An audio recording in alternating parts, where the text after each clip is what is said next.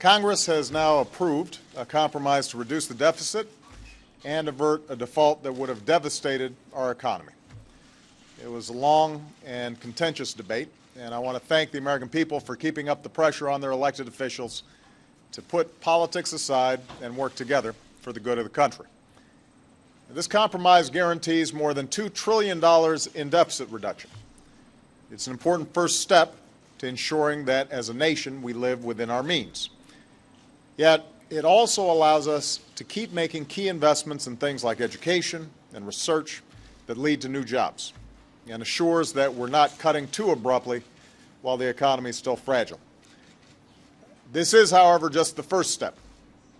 This compromise requires that both parties work together on a larger plan to cut the deficit, which is important for the long-term health of our economy.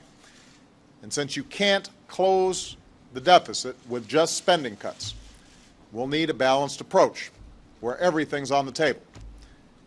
Yes, that means making some adjustments to protect health care programs like Medicare so they're there for future generations. It also means reforming our tax code so that the wealthiest Americans and biggest corporations pay their fair share.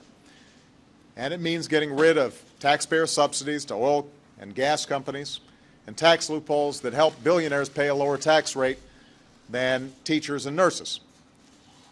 I've said it before, I will say it again, we can't balance the budget on the backs of the very people who have borne the biggest brunt of this recession.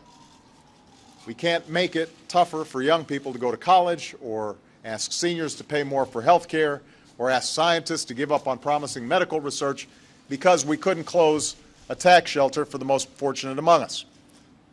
Everyone's going to have to chip in. That's only fair. That's the principle I'll be fighting for during the next phase of this process.